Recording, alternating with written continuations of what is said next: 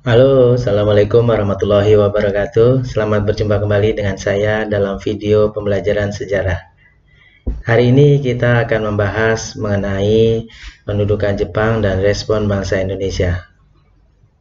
Kalian bisa menyaksikan video-video saya sebelumnya di channel YouTube Pak Agus Sejarah.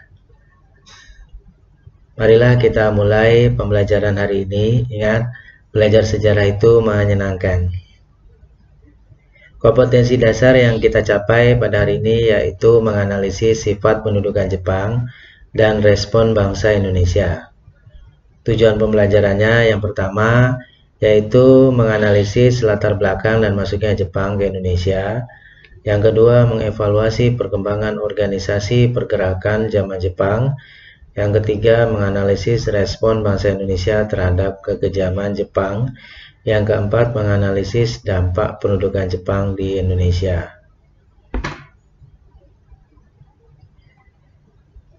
Yang pertama, kita akan membahas latar belakang dan masuknya Jepang ke Indonesia. Kita akan membahas materi pendudukan Jepang di Indonesia ini dalam beberapa materi video. Yang pertama, kita akan membahas bagaimana latar belakang dan masuknya Jepang ke Indonesia. Pada tanggal 7 Desember 1941, Jepang melancarkan serangan ke pangkalan militer Amerika Serikat Pearl Harbor di Hawaii, letaknya di Samudra Pasifik. Serangan tersebut berhasil dan dilanjutkan dengan serangan ke Filipina, Singapura, dan juga di Indonesia.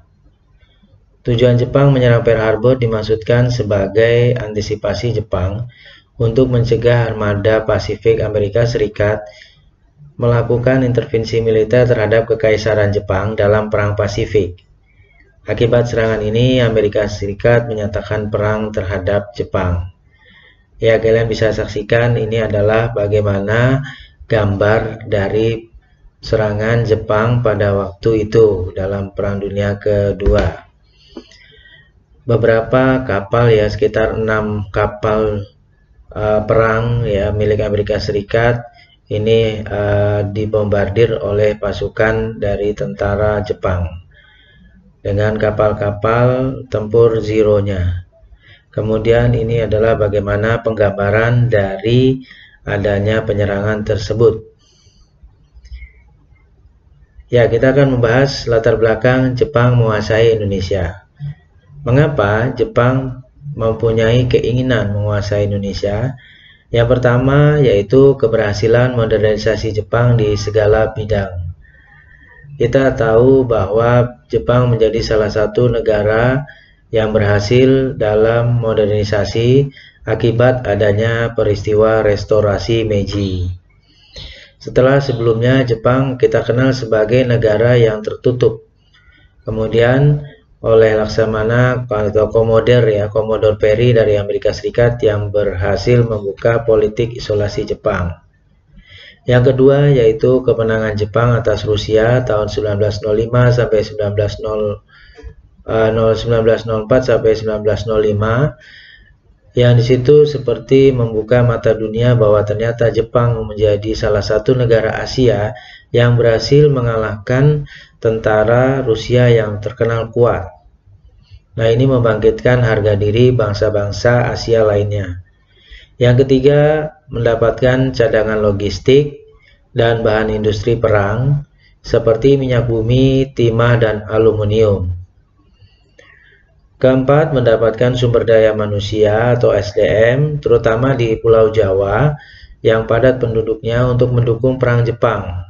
Ya, seperti contohnya adalah pembentukan tentara dan juga tenaga pekerja atau yang disebut dengan Romusa. Yang kelima, ambisi Jepang mewujudkan Hakko-Ichiu yang artinya 8 penjuru dunia di bawah satu atap, yang dijadikan slogan tentara Jepang untuk mempersatukan berbagai negara di bawah Jepang, membentuk satu keluarga umat manusia untuk memajukan dan mempersatukan bangsa-bangsa di dunia termasuk di Indonesia. Yang keenam, kepentingan migrasi. Jumlah penduduk Jepang yang banyak pada waktu itu dengan wilayah yang sempit, maka dibutuhkan tempat bagi pemerataan penduduk Jepang. Lalu bagaimana proses masuknya Jepang ke Indonesia? Jepang masuk ke Indonesia pada Januari 1942 atau tepatnya tanggal 11 Januari. Jepang mendarat dan memasuki Indonesia. Tentara Jepang ini masuk ke Indonesia melalui Ambon dan menguasai seluruh Maluku, kemudian wilayah-wilayah lainnya, contohnya misalnya daerah Tarakan di Kalimantan Timur, kemudian juga ada Balikpapan, kemudian juga ada Pontianak, kemudian ada juga di Sumatera. Serangan Jepang ini berlangsung cepat karena Jepang melancarkan serangan kilat seperti serangan yang dilakukan Jerman di Eropa, di Polandia yang disebut dengan serangan Blitzkrieg. Nah, serangan kilat ini terbukti mengejutkan tentara sekutu yang berada di wilayah Asia Pasifik. Hal ini menyebabkan Amerika Serikat, Inggris, Belanda, dan Australia kemudian membentuk komando bersama yang bernama ABDACOM atau American, British, Dutch, Australian Command. Markasnya berada di Lembang, Bandung, dan pimpinannya adalah Letnan Jenderal Thirlporten sebagai panglimanya. Gambar ini adalah gambar ABDACOM area atau wilayah area dari ABDACOM Januari sampai Februari 1942. Kekuatan ABDACOM terbukti tidak mampu menyelamatkan Hindia Belanda dari kekalahan. Sementara itu, Gubernur Jenderal Tjarda pada Februari 1942 telah mengungsi ke Bandung. Dalam pertempuran di Laut Jawa, Angkatan Laut Jepang berhasil menghancurkan pasukan gabungan Belanda-Inggris yang dipimpin oleh Laksamana Karel Doorman.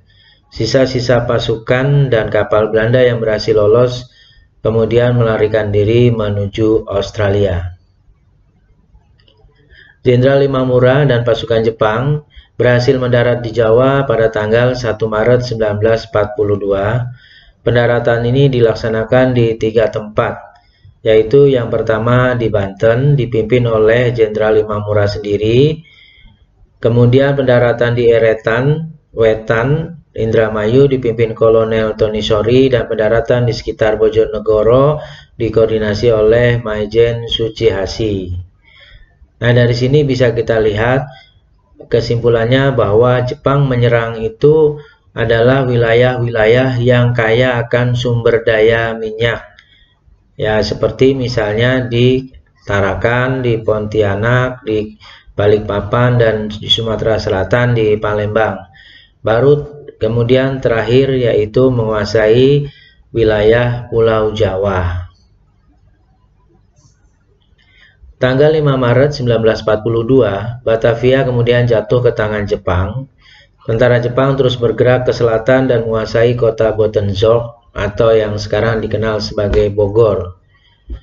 Dengan mudah kota-kota di Jawa yang lain juga jatuh ke tangan Jepang. Ini adalah gambar perjanjian antara pemerintah Jepang atau tentara Jepang dengan tentara sekutu yang mengalami kekalahan.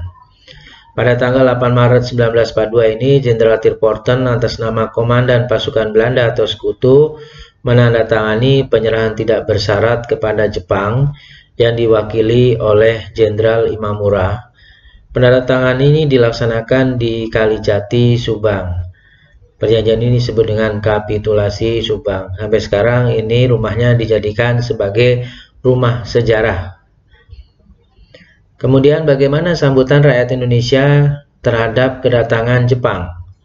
Kedatangan Jepang di Indonesia pada awalnya ini disambut dengan senang hati oleh rakyat Indonesia. Jepang dilulukan sebagai saudara tua yang dipandang dapat membebaskan bangsa Indonesia dari kekuasaan Belanda. Kenapa? Karena bangsa Jepang ini sama-sama dari wilayah Asia. Sikap simpatik bangsa Jepang ini juga karena adanya kepercayaan adanya ramalan Jayabaya. Ramalan Jayabaya ini adalah raja dari kerajaan Kediri yang pernah meramalkan bahwa akan datang bangsa yang menguasai Indonesia itu berkulit kuning dan juga bertubuh katai atau pendek. Nah, tapi memerintahnya hanya seumur jagung.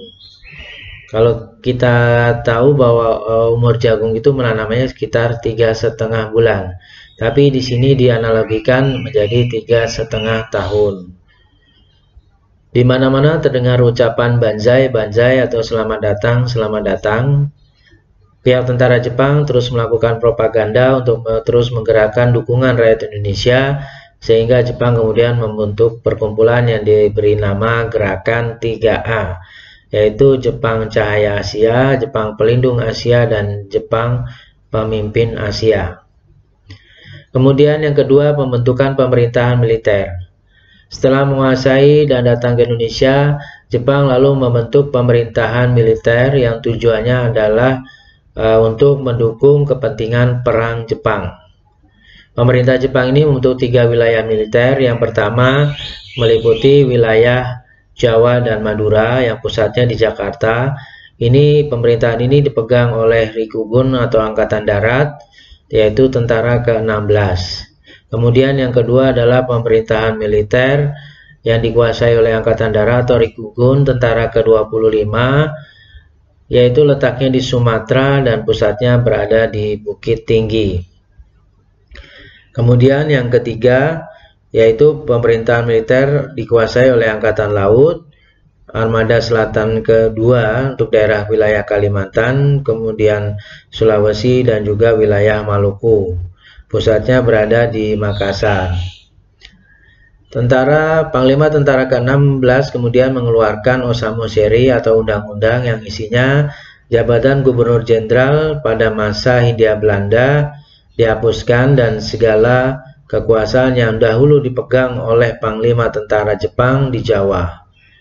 Kemudian para pejabat pemerintah sipil beserta pegawainya di masa Hindia Belanda tetap diakui kedudukannya asalkan memiliki kesetiaan terhadap tentara pendudukan Jepang. Kemudian yang ketiga, badan-badan pemerintah dan undang-undang di masa Belanda tetap diakui secara sah untuk sementara waktu asalkan tidak bertentangan dengan aturan pemerintahan militer Jepang. Susunan pemerintahan militer Jepang terdiri dari yang pertama yaitu adanya Gunshirekan atau Panglima Tentara, di bawahnya ada Gunseikan, Kepala Pemerintahan Militer, kemudian ada Gunseibu, ini koordinator pemerintahan dengan tugas memulihkan pemerintahan dan keamanan atau semacam gubernur. Nah, yang ketiga kemudian pembentukan pemerintahan sipil. Menurut Undang-Undang Nomor 28 ini, pemerintah daerah yang tertinggi adalah SU, yaitu Karisidenan. Seluruh Pulau Jawa dan Madura, kecuali Kochi atau daerah istimewa yaitu Yogyakarta dan Kochi Surakarta, dibagi menjadi ada Shu, Si, Ken, Gun, Son, dan Ku. Kemudian pemerintahan Shu dipimpin oleh Sucokan dibantu oleh Cokan Kanbo, dan Cokan Kanbo ini terdiri 3 bagian, ada Naisabu, Kaisabu, dan Keisatsubu atau bagian pemerintahan umum, ekonomi, dan kepolisian. Nah, kalau kita perhatikan ada juga ya di sini yang penyusunan pemerintah ini sampai sekarang masih digunakan, seperti contohnya misalnya kabupaten, kecamatan. Nah, Jepang juga sebenarnya membentuk yang namanya Tonarigumi atau yang disebut dengan kalau sekarang adalah sebagai RT RW ya. Demikianlah pembelajaran kita kali ini. Semoga video ini bermanfaat. Sampai jumpa kembali dengan video saya berikutnya. Terima kasih. Wassalamualaikum warahmatullahi wabarakatuh. Viva Historia, Historia Magistra Vitae.